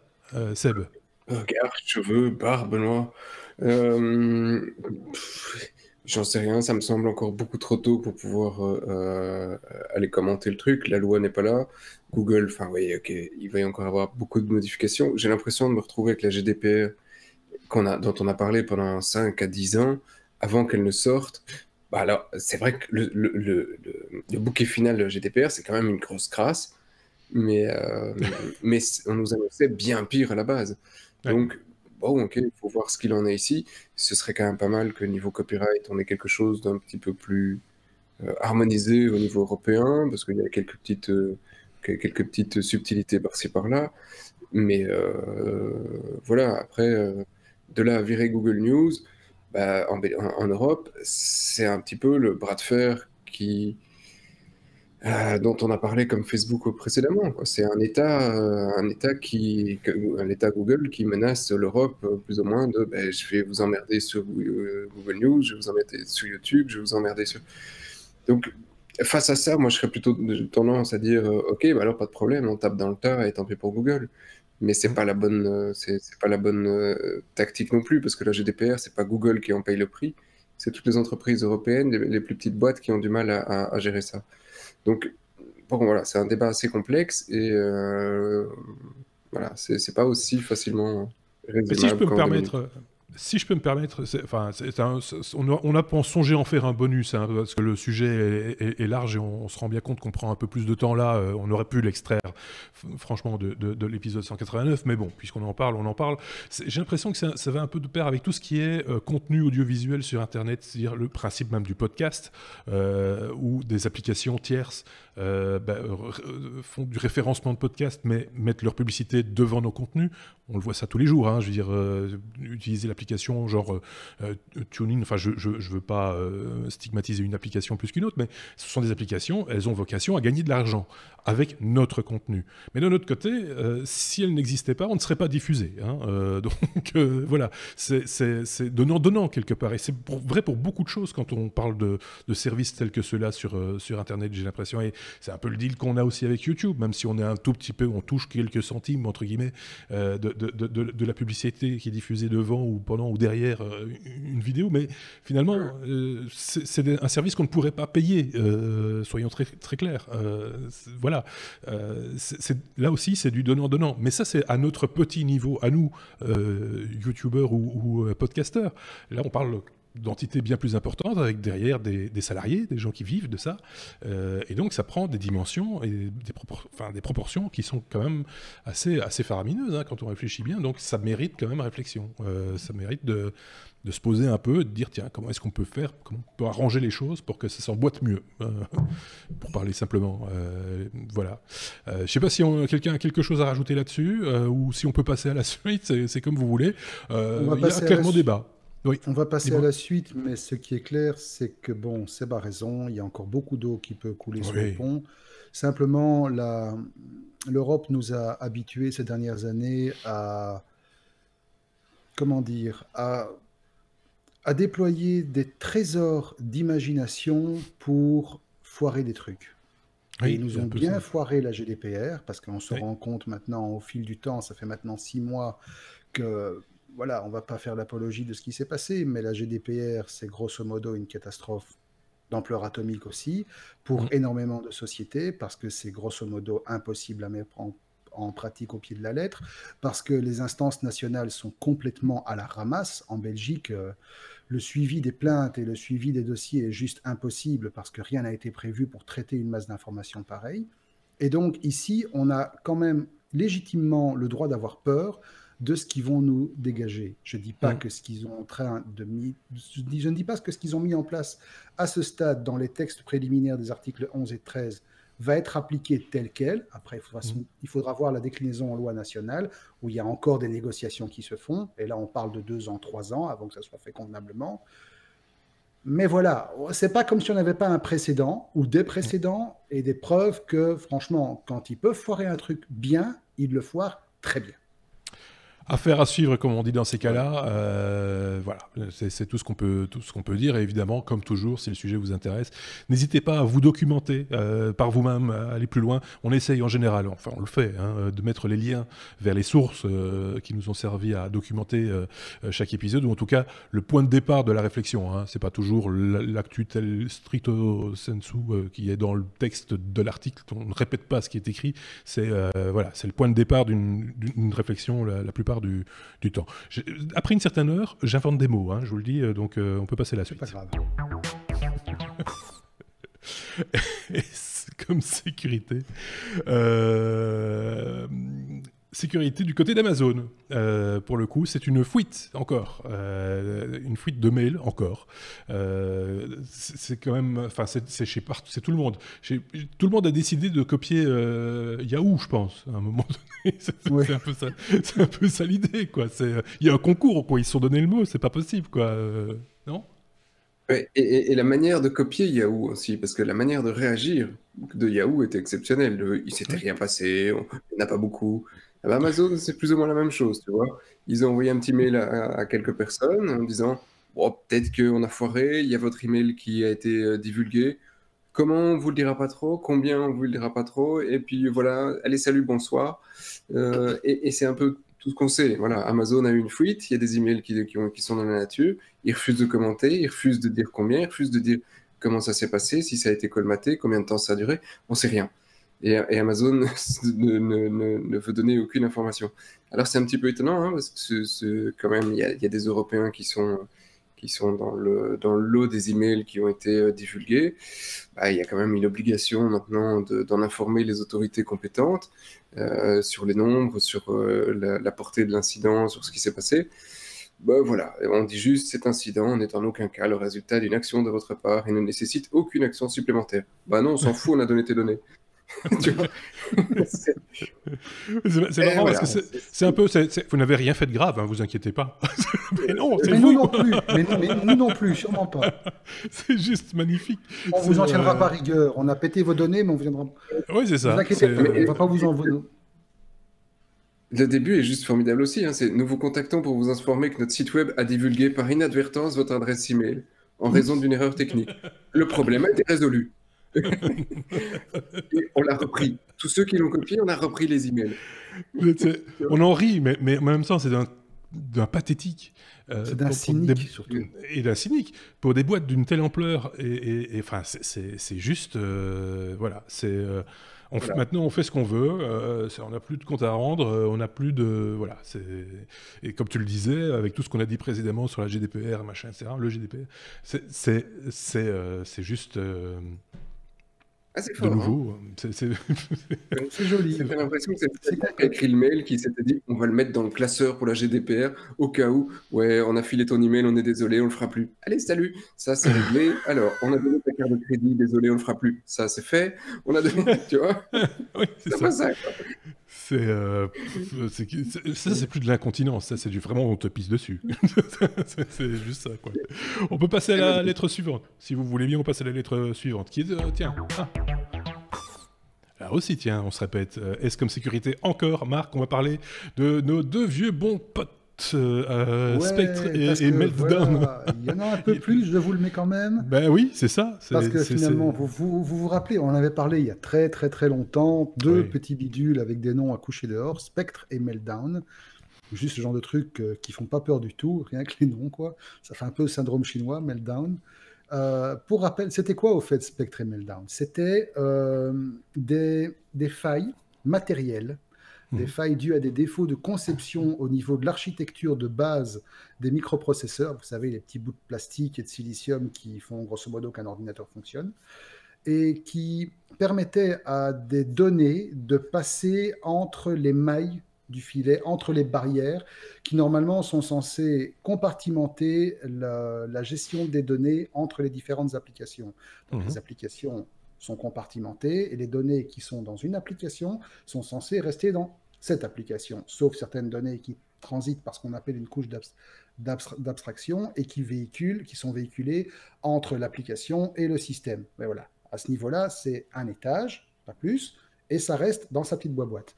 Spectre et Meltdown permettent à ces données, globalement, d'être distribuées ailleurs, et donc de supprimer tout le système d'isolation que le processeur et le système d'exploitation contribuent à mettre ensemble. Et donc, en cassant cette isolation, une application peut avoir accès à des données qui sont utilisées par d'autres applications, mais également, et c'est là que c'est plus chiant, c'est avoir accès directement à des données qui sont utilisées par le système d'exploitation et qui sont censées être utilisées uniquement par lui, comme par exemple tous vos mots de passe, qui sont gérés par le système, entre autres. Et donc, il y avait eu un énorme scandale, un énorme bordel, on va dire le mot, parce qu'on s'était rendu compte que la faille n'était pas colmatable de manière aussi simple, vu que c'était une faille matérielle, que cette faille allait avoir probablement allait prendre un temps certain pour être résolue, vu qu'il faudrait attendre la prochaine itération des nouvelles architectures pour corriger le problème au niveau matériel,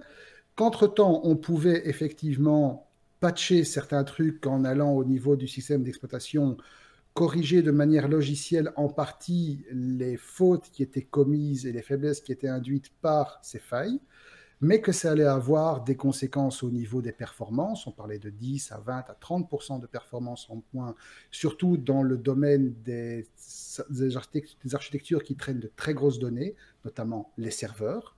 Pour les desktops, pour nos petites machines à nous, c'était moins visible, mais quand même. Et puis, on s'était dit, voilà, ils ont fait leur truc, c'est bien, ils ont fait leur page, tout le monde est content, maintenant ça tourne, ok, j'ai pas vu beaucoup de problèmes, j'ai pas remarqué que Windows tournait moins vite ou que Linux se vautrait plus que d'habitude, non. Mais, malgré ça, ça a quand même continué, oui. Alors, tu dis que Windows tournait moins vite ou que Linux se vautrait moins que d'habitude. Je veux dire, je suis pas d'accord avec cette remarque. Ça, je savais que tu allais réagir. C'était une pique. Voilà. C'était une pique. C'est pas gentil. Voilà. Oui, et mais donc... oui. Mais bon, voilà. C'est pas grave, hein, macOS se vautrait aussi. Voilà. Maintenant, donc, des chercheurs en sécurité qui ont quand même continué à se poser la question si le bidule était vraiment résolu ou pas, en fait, ont trouvé des nouvelles variantes. Parce qu'on s'est rendu compte qu'au-delà de l'architecture de base du processeur qui induisait les versions originales de Spectre et de Meltdown, il y en a d'autres. Parce que les architectures des processeurs ne sont pas toujours les mêmes selon qu'on travaille sur des processeurs simples, des processeurs un peu plus complexes, des processeurs pour des serveurs, des processeurs qui fonctionnent en grappe, etc. Et donc, on a découvert 7 nouveaux types de failles, 7 nouvelles types de failles ou de faiblesses qui peuvent induire des attaques pour les CPU Intel, les CPU AMD et les CPU ARM, c'est-à-dire grosso modo tous les CPU qui existent aujourd'hui sur le marché du serveur et du desktop. Donc, ça fait un total quand même, avec tout ce qui a été recensé depuis le début, de 13 attaques différentes qui sont susceptibles d'être utilisées pour mettre au point des saloperies qui permettent de récupérer des données alors qu'elles ne devraient pas l'être. Sur ces 13 attaques, 6 sont extrêmement difficiles, dans la mesure où les chercheurs qui les ont mises en évidence n'ont pas forcément été capables de les reproduire dans un cadre réel. Donc, il y en a une partie qui est quand même relativement théorique. Mais ça reste quand même ça laisse quand même 7 attaques dans la nature qui, elles, peuvent être utilisées par des gens mal intentionnés. Alors, évidemment, les patchs sont en cours, les correctifs sont en cours d'élaboration, ils seront disponibles prochainement. Les fondeurs, donc Intel, ARM et AMD, ont été prévenus et font tout ce qui est en leurs moyens. Maintenant, voilà, ça a quand même méchamment un goût de réchauffer. Et voilà, on espère juste que dans 3 mois ou 6 mois, ils ne vont pas nous dire finalement, c'est pas 7, c'est 42. Ce qui m'amuse, enfin m'amuse, entendons-nous, dans cette histoire, oui, j'y mets des guillemets, c'est que un de nos chroniqueurs, je crois que c'était Xavier, je pense bien 6 mois après l'annonce de ces deux petits camarades Spectre et Meldon, avait dit, s'était interrogé, avait dit, quand est-ce qu'on aura des processeurs propres, hein, quand est-ce qu'on aura, parce que voilà, c'était de l'architecture même de ces processeurs en cours de commercialisation ou à venir qui sont impactés. Et donc, quand est-ce qu'on sera nettoyé entre guillemets de ces crassounettes? Je vois qu'a priori, on va se les garder un bout de temps, quoi. C'est pas fini.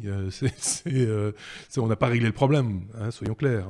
En tout cas, pas pour tout le monde et pas de la même manière, quoi. Seb avait un truc à rajouter, j'en suis sûr.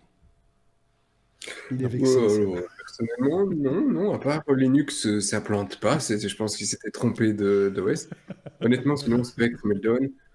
Je veux dire, c'est la même chose. À partir du moment où tu laisses le mec exécuter un code sur ta machine, donc, y compris donc, sur la mienne, je pense que je suis déjà tellement mal barré que, bon, voilà, je ne m'inquiète plus spécialement de celui-là. Je comprends sur des environnements où tu es mutualisé, où tu as plusieurs personnes qui vont pouvoir lancer les trucs, mais à partir du moment où tu vas quand même lancer un programme où tu lui as fait confiance, allez, qui réussisse à aller chercher un truc, un mot de passe dans une adresse à laquelle il n'est pas censé aller, ou de toute façon, il peut déjà faire tellement pire avec ta machine. Oui, c'est ça. Bon, donc, enfin, c'est un argument, je pense que tu nous avais déjà servi quand on en avait parlé la première fois, c'était de dire, certes, c'est une faille, mais si on arrivait à faire ça, on aurait pu aussi arriver à faire autre chose sans cette faille, quoi. Le mec, En gros, déjà accès à ta machine. Oui, la porte est déjà ouverte, quoi. Oui. Voilà, une fois que la porte est ouverte, qu'il aille dans la cuisine ou à la cave, finalement, c'est vrai qu'il est dedans, quoi. C'est un peu ça l'idée. Voilà, c'est un argument, hein, on peut l'entendre. Et donc, pas sous Linux. Mais c'est un impact, mais alors pour le grand public, c'est un impact qui est quand même très, très mitigé, jusqu'à ce que tu aies un botnet, un trojan qui réussisse à aller chez tout le monde et récupérer les informations qu'il ne devrait pas. Mais, on l'a dit, hein, on a précisé, Marc a bien précisé que c'était ce qui était le plus impacté, ou pouvait être le plus impacté, c'était les univers serveurs, enfin les grosses machines dans des fonctions très spécifiques. Oui, et là encore, je suis désolé, pour la plupart des infrastructures, c'est des machines qui sont à un seul propriétaire. Donc à partir du moment où un tiers arrive à lancer un programme dessus, déjà la société elle panique. Hein, ils peuvent commencer à écrire leurs lettres pour la GDPR. Hein. Donc non, enfin oui, il y a certaines sociétés où, et effectivement dans un environnement où tu vas dire un environnement hyper sécurisé, bancaire ou autre, tu vas dire c'est la panique. Et ça doit être corrigé, il y a une faille, ça doit être corrigé. Hein. Ça je ne nie pas le truc, mais je trouve que leur impact est quand même mitigé par rapport à plein d'autres problèmes qu'on trouve en sécurité aujourd'hui. L'autre chose qui ressortait également, et puis après on passera à la suite, hein, mais c'est que le correctif software de cette faille hardware bouffait des ressources aussi. Et donc les machines qui, en l'occurrence, ont besoin de ressources, serveurs, etc., avaient donc des capacités moindres, ou en tout cas amoindries, par le patch, quoi, en gros. Donc, que là, il pouvait y avoir des... Non, c'est ça, mais on est bien d'accord. Mais je crois que c'était automatique. Hein. C'est un petit aspect automatique quand même, mais quoi qu'il en soit, du coup, il y a une question de coût, il y a une question de coût également, et puis une question d'environnement, parce que ce sont des machines qui tournent finalement. Si ça bouffe 10% des ressources de la machine, c'est 10% d'énergie entre guillemets consommée pour rien, quoi. C'est aussi ça la problématique Oui, mais alors là, tu peux rentrer dans un plus vaste débat. J'étais dans un data center encore il y a quelques jours pour le job, et je regardais l'armoire qui était à côté de celle que j'utilisais. Là, en l'occurrence, c'était pas pour la société pour laquelle on nous connaît, hein, mais en l'occurrence, c'était un rack où il y avait 11 U, les 11 pizza box, et à côté, il y en avait une quarantaine, 44. C'est ça. Et en fait, qu'est-ce que tu regardais dans l'énorme armoire? Si tu remplaçais les machines par des machines actuelles, tu pouvais te limiter à 4-5 machines. Parce que la puissance est telle que tout, avec très peu d'investissement, tu pouvais refaire tout fonctionner sur ces quelques machines, et donc diminuer ta facture d'électricité de manière gigantesque, diminuer ton empreinte, etc. etc. Ah ouais. Donc, tu veux dire, aujourd'hui, on va perdre 10% sur les machines. OK, dans 2 ans, on va te sortir des machines qui vont de toute façon pouvoir te permettre de remettre tout ça à plat. À l'époque, on avait besoin d'une dizaine de machines pour pouvoir faire tourner les trucs. Maintenant, sur une machine, on peut t'héberger des dizaines. Ça va dans le bon sens, des- c'est ce que tu veux dire. Donc, oui, ça va dans le bon sens. Donc, OK, on va le récupérer. C'est dommage, on a perdu du temps, on a perdu de l'énergie, mais on va le récupérer.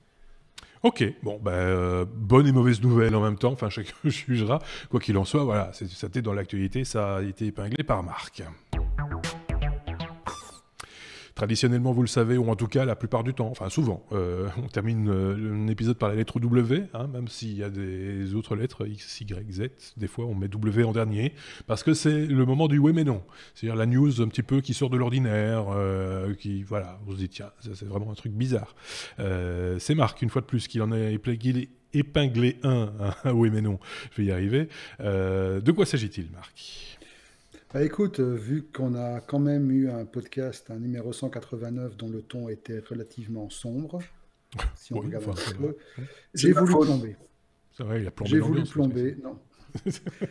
J'ai voulu confirmer la tendance, et cette fois-ci, on va vraiment parler de trucs totalement sinistres. Ah, Est-ce que vous aviez déjà entendu parler d'un truc qui s'appelle la vie d'après? C'est vieux, non, hein, ça remonte à c'est- 2010. Non, ça me dit rien. Non. mais- Bah, grosso modo, c'était un service qui permettait à des gens, en prévision de leur après-mort, de créer une sorte de petit cimetière numérique en fournissant tous leurs accès Facebook, YouTube, Ah oui, etc. oui, oui. Oui. Et ça permettait de programmer des messages qui Ouais. allaient être postés sur différents réseaux sociaux, différents glauque, hein. supports, etc. Ouais. Bien glauque. Eh ben, il y a des gens qui se sont dit que ce n'était pas suffisamment glauque Mhm. et qui ont décidé d'aller plus loin. Et la boîte en question, elle s'appelle Eternime, eterni.me, voilà, qui est une start-up, je ne sais même pas de quelle origine en fait, qui s'est mis en tête de développer sur le même modèle, mais en allant donc beaucoup plus loin, un avatar de votre personnalité. Et donc en fait, ce truc est encore en bêta fermée, donc on n'a pas pu aller voir ce que c'était. Vous allez fournir tous vos accès, tout, vos mails, vos réseaux sociaux, vos messageries instantanées, tout ce qui vous caractérise au niveau existence online et offline aussi, pour que le système, l'intelligence artificielle derrière, aille analyser tout ce qu'il y a à savoir de vous, tout. Mhm. Et une fois qu'elle aura compris ce que vous êtes, qui vous êtes, elle va élaborer un avatar numérique qui va vous survivre. Et une fois que vous serez plus là, que vous serez alors au choix sous forme de compost pour les arbres ou sous forme de petites capsules qui orbitent autour du Soleil pour les plus aventureux, vous allez continuer à vivre sur Internet et votre avatar va, de manière bien glauque et bien lourde, continuer à balancer des messages à des gens, à liker des trucs, mais de manière totalement autonome. Et c'est là qu'on se dit que franchement, parfois, l'intelligence artificielle, c'est pas bien. C'est pas du transhumanisme, là, pour le coup. C'est pas du transhumanisme. C'est un truc, c'est vraiment... L'idée, c'est de réussir à faire de vous une image grossière, mais suffisamment fidèle que pour qu'elle clone, puisse quoi. plus ou moins exister de manière autonome dans le virtuel. Donc, quelque part, c'est répliquer... C'est pas du transhumanisme strictement parlé, c'est du transhumanisme par la toute petite porte. C'est du transhumanisme de 5 heures du matin à Casablanca et Marrakech. C'est vraiment ça, quoi. Ouais, oui, c'est ça. C'est le truc totalement improvisé qu'on aurait pu classer dans l'ancienne lettre W, en fait. Oui, c'est ça. Mais je vais donner la parole à Sébastien qui lève son doigt. Mais pourquoi attendre d'être mort pour s'en servir? Parce qu'il y a plein de cas où moi, ça me fatigue de répondre aux gens. Je me dis que un truc de genre là, qui pourrait prendre le relais de temps en temps, tu vois, qui pourrait aller bosser à ma place, par exemple. Attends, rappelle-toi, et puis je passe la parole à Seb aussi. Rappelle-toi aller aux réunions, les trucs comme ça. Rappelle-toi l'expérience de Microsoft il y a 1 an et demi avec leur intelligence artificielle qu'ils avaient lâchée sur Twitter. Le truc avait réussi à se faire totalement incendier en virant néo-nazis de dernière limite, vraiment extrême, de tout ce qui était possible et en insultant tout ce qui bougeait en même pas 1 jour et demi. Tu voudrais que c'est ça qu'on retienne de toi? Non, mais c'est un risque évidemment, de retrouver son avatar avec un gilet jaune, par exemple. Enfin, qu'est-ce qui s'est passé Seb. Alors déjà, première question, comment gérer le fait que si tu veux le faire toi maintenant, pendant que tu es toujours vivant, éventuellement, le truc, il va poster un « ouais, super », parce que tu as l'habitude de dire « ouais, super » sur un post au hasard, et que le mec, il dit « mon chien est mort, c'est triste, ouais, super ». Bon, après, il faut gérer. Mais justement, il est censé savoir sur les trucs que tu aimes. Les gens de trucs. Oui, mais c'est ça. Si t'aimes pas les chiens, par exemple, t'aimes pas les chiens, c'est ouais, je m'en fous. Bien fait. Bien fait pour ce sale cabot. Ouais, parce qu'il faut encore savoir à qui on parle. Parce que c'est ça le truc, c'est que c'est la faille du bidule et Sébastien met toujours le doigt là où ça fait mal. Où tu veux. C'est que. C'est que, certes, tu peux imiter peut-être, enfin, une intelligence artificielle, j'imagine, sur base de comportement, etc., va imiter. On a parlé il n'y a pas tellement longtemps de ce présentateur télé, je crois que c'est en Chine, enfin, une intelligence artificielle qui s'est enrichie de manières de s'exprimer de vrais présentateurs télé pour en simuler un de manière plus vraie que nature, on a envie de dire. Ouais, mais c'est qu'une simulation visuelle. Oui, c'est ça, mais c'est monocanal, quoi. C'est-à-dire qu'on s'adresse au plus grand nombre de la même manière que, voilà. Ici, je vous parle pas à vous comme je parle à mon patron ou à ma mère, quoi. Je veux dire, il faut quand même que... oui, c'est ça. Il faut quand même que cette intelligence artificielle tienne compte aussi de ce type de paramètres à un moment donné. Ce serait plutôt inquiétant, quoi, de voir tout d'un coup son avatar commencer à, je sais pas, à raconter des trucs... Après, il y a des choses qui se passent dans l'avènement de la vie des autres. Donc, imagine, il poste sur ton mur Facebook, et puis j'ai une autre question fondamentale. Et puis, chaque année, tu vas écrire sur le mur de ton meilleur pote, allez, on va se boire une pinte quand tu veux. L'année prochaine, malheureusement, il est mort. Et tu repostes un truc, allez, on va se boire une pinte quand tu veux. Ah non, il est mort. T'as l'air d'un couillon. Oui, ou alors il fait la même chose et ce sont nos avatars qui parlent entre eux, quoi. Et là, on en revient à la fameuse expérience où on avait mis Siri, Alexa et Cortana qui discutaient entre eux. C'était pas mal aussi. Donc voilà, c'est quand même très particulier une fois de plus. Attends, pardon. Répète-nous ça, calmement. De toute façon, il y a un problème déjà fondamental avec le truc. Quand tu te connectes à un service externe, comme ça, tu vas donner ton credential Facebook à une société. En gros, tu dois te connecter avec... Merde, je reviens plus sur le nom, mais bref, tu vas pas te connecter, tu lui donnes pas ton mot de passe. Tu utilises le host. Donc, en gros, tu as le petit pop-up qui vient et tu lui donnes le truc. Mais dans 6 mois, ce truc est périmé, tu dois lui redonner l'autorisation. Donc, comment t'es mort? C'est juste, il y a des failles. Hein. Le système n'est pas tout à fait, c'est pas tout à fait terminé comme. C'est pas totalement terminé, mais le concept a déjà suffisamment intéressé de monde parce qu'en 24 heures après l'annonce du lancement, il y a quand même près de 1500 personnes qui se sont inscrites pour pouvoir être numérisées après leur mort. Il faut pas croire, l'être humain a ceci de particulier, c'est qu'il veut exister après sa mort. Il ne fait rien pendant sa vie, la plupart du temps, mais il voudrait bien exister au-delà de celle-ci. Donc c'est quand même un compte peu, devoir continuer à bosser après. Oh putain. Oh non. Enfin, bref, voilà, ça c'était pour conclure ce 189e épisode très long. J'avais dit une petite heure et en fait, je pense qu'on a épuisé quelques joggers. Oui. sur cet épisode-ci, mais ces deux-ci sont bavards, qu'est-ce que vous voulez, c'est comme ça, et il y avait des sujets intéressants en plus, comme c'est souvent le cas d'ailleurs dans nos épisodes. Merci beaucoup Sébastien, qui a fait une petite sieste là, il est parti, hop là. Merci merci également à Marc, on va se retrouver très prochainement. Pardon ? +1 pour la sieste. Plus un pour la sieste, voilà.